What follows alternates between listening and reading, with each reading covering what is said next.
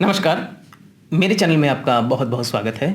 और आज इस वीडियो में हम काली आयोडेटम, जिसे काली आयोड के नाम से भी जानते हैं, इसी होम्योपैथिक दवा के फायदे और उपयोग के बारे में जानेंगे। वीडियो को पूरा अवश्य देखें ताकि आप पूरी तरह से समझ पाएँ। तो आइए समझते हैं। यह औषधि एक एंटीसोरिक एवं एंटी सिफिलिटिक दवा है।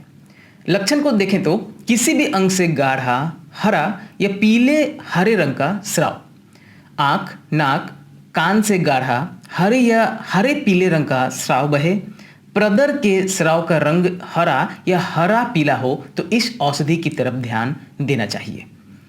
एक लक्षण है कि निमोनिया के बाद की खांसी या क्षय रोग की खांसी।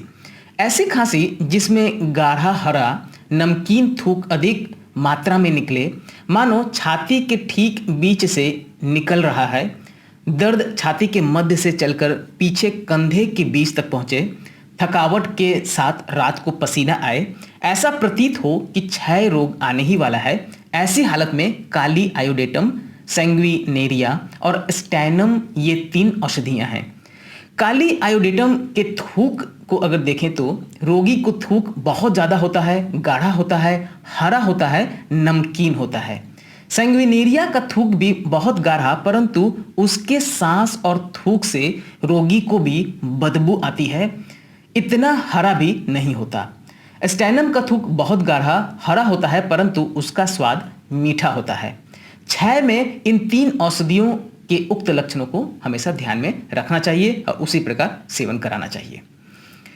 लक्षण है कि सिफिलिस में शीत प्रधान रोगी को हीपर तथा उष्णता प्रधान रोगी को काली आयोडेटम से इलाज करना चाहिए। सिफिलिस के रोगी जिनका एलोपैथी के ढंग से पारे द्वारा इलाज हुआ है, उनके रोग के दबा दिए जाने के कारण अनेक रोग हो जाते हैं। अगर रोगी शीत प्रधान हो, सर्दी से परेशान रहता हो तो हीपर से, और अगर उष्णता प्रधान हो, गर्मी से परेशान रहता हो तो काली आयोडेटम से उसका इलाज शुरू करना चाहिए और लाभ जरूर मिलता है। एक लक्षण है कि उष्णता प्रधान रोगी का चलने फिरने से गठिया में आराम अनुभव करना, और इसके साथ मैं रस्टक्स से तुलना भी करूंगा। तो गठिए में अगर चलने फिरने से आराम अनुभव करे तो प्रायः इसी लक्षण के आधार पर कई लोग रस्टक्स दे देते हैं। परंतु ध्यान रखने की बात यह है कि रस्टक्स शीत प्रधान है, अंगीठी के सामने बैठे रहता है। काली आयोडेटम उष्णता प्रधान है, गर्मी पसंद नहीं करता। इसलिए अगर गठिए में रोगी चलने फिरने से आराम अनुभव करे परंतु गर्म मिजाज का हो तो उसे रस्टक्स से नहीं, काली आयोडेटम से लाभ होगा।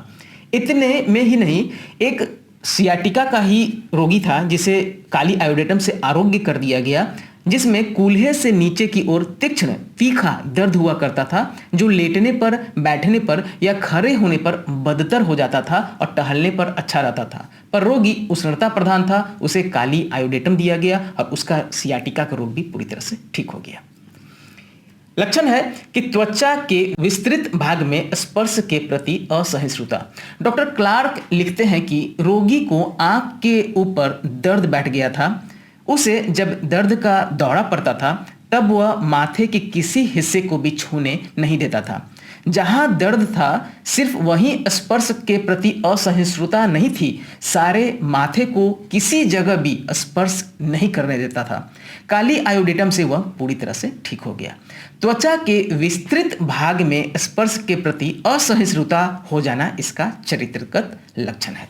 अर्थात जहां दर्द है सिर्फ वहीं नहीं, चारों तरफ पूरे माथे में ही ऐसा होगा कि रोगी टच करने नहीं देगा, छूने नहीं देगा। ऐसे लक्षण को भी आप काली आयोडेटम से ठीक कर सकते हैं। आगे का लक्षण है पित्त उछलना, जिसे जुलपित्ती या अर्टिकेरिया कहते हैं। जिन्हें बार बार पित्त उछलती है वे अगर उष्णता प्रधान हो तो यह दवा बहुत ज्यादा लाभ पहुंचाती है। आप किसी रोगिणी को देखने जाएं जो कि उसके अनुसार पित्ती से पीड़ित है, आप देखेंगे कि वह सिर से पांव तक एक प्रकार के उद्भेद से भरी पड़ी है, जिसमें जबरदस्त नोड्यूल्स बनती है। उसे सिर से पांव तक काफी जलन होती है। वह कोई भी चादर नहीं ओढ़ सकती। उसके शरीर का ताप तीव्र रहता है। इतने पर भी टेम्परेचर में कोई वृद्धि नहीं होती। समूची त्वचा पर उबड़ खाबड़ अभिव्यक्तियां रहती हैं। वैसे जो अभिव्यक्तियां होती हैं वो पूरी तरह से शरीर पे, त्वचा पे दिखाई पड़ती है, उबड़ खाबड़। यह एक ऐसी दशा है जो कुछ घंटों में चली जाती है, परंतु कुछ दिनों में, सप्ताह में या महीने बाद वापस उसका अटैक होता है, वापस वह लौट कर आता है। काली आयोड की बहुत ऊंची शक्ति की एक ही डोज इस पित्ती से ग्रस्त व्यक्तियों को पूरी तरह से ठीक कर देता है और वह पित्ती दोबारा नहीं आता। तो यहाँ ध्यान देने वाली बात है कि रोगी को उष्णता प्रधान होना चाहिए। गर्मी से अगर पित्ती बढ़ती हो तो आप जरूर काली आयोडेटम का इस्तेमाल कर सकते हैं। एक लक्षण है कि कान से साय साय शब्द सुनाई देना। अगर रोगी के शरीर में आतशक का बीज हो अर्थात सिफिलिस का बीज हो तो कान में तरह तरह के शब्द सुनाई देने लगते हैं, तो इस दवा से बहुत ज़्यादा लाभ होता है।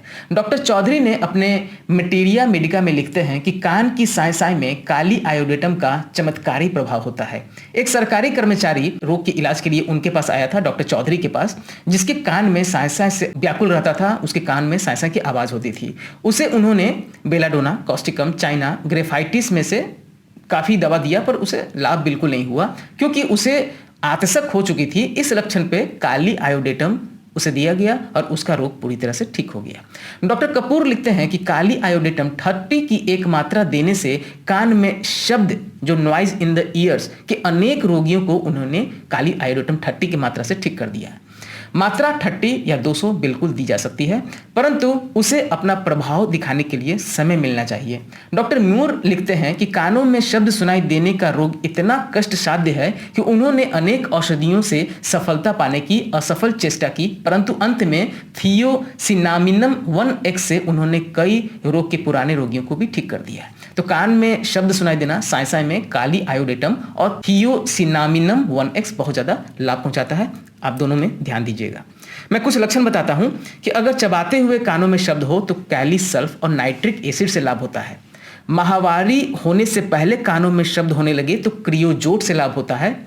माहवारी के दिनों में कानों में शब्द हो तो फैरमेट, पेट्रोलियम या विरेटम की तरफ ध्यान जाना चाहिए। अगर रात के कानों में बजबजाहट होने लगे, रात में सोने जाएं, तो ऐसे में डलका मारा उपयोगी है। अगर रोगी को अपनी आवाज़ ही दोबारा गूंज कर सुनाई दे तो कॉस्टिकम, लाइकोपोडियम, फास्फोरस तथा सीपिया के लक्षण हैं। इन्हीं मेडिसिन में से आपको कोई मेडिसिन का चुनाव करना होगा। शक्ति और प्रकृति की बात करें तो 6, 30 और 200 में बिल्कुल इस्तेमाल किया जा सकता है। ध्यान देने वाली बात है कि यह औषधि गर्म प्रकृति के लिए है। अगर गर्मी से रोग लक्षण बढ़ते हैं तो आपको जरूर काली आयोडेटम की तरफ ध्यान देना चाहिए, स्मरण होना चाहिए। अगर 30 में इस्तेमाल करें तो 2 बूंद दिन में 2 बार आप बिल्कुल दे सकते हैं। 200 पोटेंसी का इस्तेमाल करेंगे तो आप सप्ताह में 1 बार या 2 बार इसका इस्तेमाल कर सकते हैं। अगर मेरी वीडियो अच्छी लगी हो तो प्लीज़ मेरी वीडियो को लाइक करें, मेरे चैनल को सब्सक्राइब करें और शेयर करना ना भूलें। आशा है आपको हमारी वीडियो पसंद आई होगी। अगर समझने में परेशानी आ रही हो या आप ट्रीटमेंट करवाना चाहते हैं या आप अपने एड्रेस पे दवा मंगवाना चाहते हैं तो मेरे व्हाट्सएप नंबर 9006242658 पर भी आप हमसे संपर्क कर सकते हैं। दवा आपको किसी भी होम्योपैथिक शॉप पर मिल जाएगा। 2 दवा लेने के बीच हमेशा 15 मिनट का गैप दें। खाना खाने के आधे घंटे पहले या आधे घंटे बाद ही दवा लें। कच्चा प्याज और खट्टी चीज़ों का सेवन ना करें।